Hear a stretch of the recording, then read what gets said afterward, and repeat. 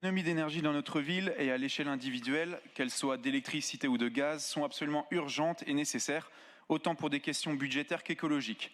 Rappelons que les tarifs de l'électricité ont augmenté hier encore de 15% à cause du refus du gouvernement de maintenir le bouclier tarifaire, tandis que la privatisation du secteur de l'énergie gave les spéculateurs du monde de la finance. La charte EcoWatt fait plusieurs recommandations, dont la baisse de l'intensité des éclairages publics et l'installation d'éclairages et détecteurs de présence. Nous sommes satisfaits qu'un plan lumière nous ait déjà été en partie présenté lors d'un conseil municipal précédent. Et comme le disait Madame Rapp, il est raisonnable d'éteindre les lumières dans les parcs.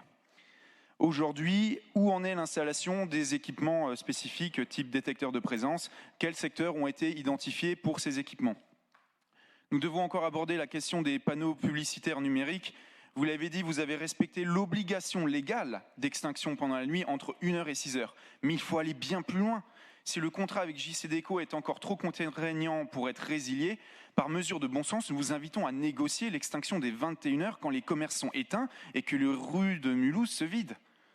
Il serait également temps que vous exigiez des grandes surfaces de notre ville, type Leclerc, qu'elles éteignent leur lumière durant la nuit.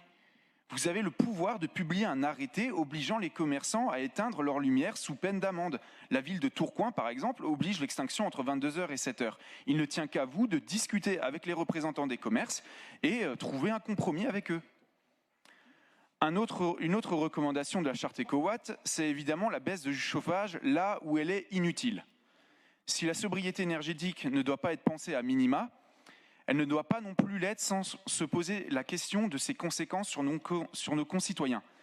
Car s'il s'agit d'un geste minime pour les plus riches d'entre nous, les gestes de sobriété peuvent représenter un effort considérable pour les plus pauvres ou toucher certaines catégories socio-professionnelles de plein fouet et de façon injuste.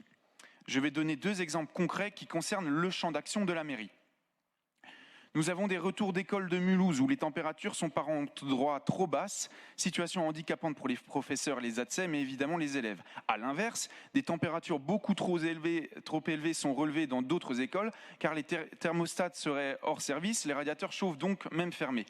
Au sein de chaque école, la qualité architecturale et l'isolation varient.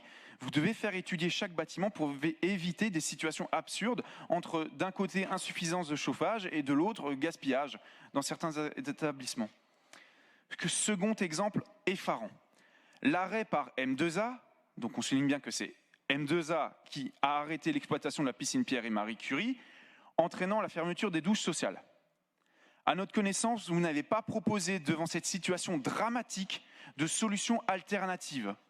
Les personnes du centre-ville directement concernées par les douches sociales sont désormais obligées, quand elles ont besoin de prendre une douche, de se rendre jusqu'à la piscine de Lilleberg en payant leur ticket de tram parce que vous refusez toujours la gratuité aux plus pauvres de notre ville. C'est profondément injuste.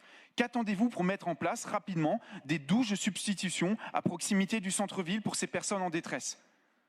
Enfin, pendant que les Mulhousiens les plus précaires souffrent de l'inflation, on a vu en septembre encore les panneaux numériques faire la publicité ridicule de la fédération de golf. Déconnexion totale de la réalité, violence symbolique, violence de classe.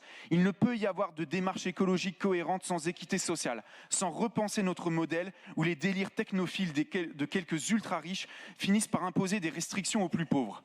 Et je repense avec un rire jaune, oui, à cette assemblée et à M. Rotner qui, dans cette salle même, défendait au nom d'un soi-disant progrès l'inutile implantation de la 5G, tandis que je soulignais déjà que ces antennes utilisent 350 fois plus d'énergie que les antennes 4G. La question énergétique ne saurait être mise sous le tapis comme si elle n'avait aucune importance. Et une fois de plus, la réalité nous a donné raison. Nous vous encourageons évidemment à poursuivre toutes les mesures nécessaires aux économies d'énergie de notre ville, mais il ne saurait être question d'ignorer l'impact social de cet enjeu. Merci.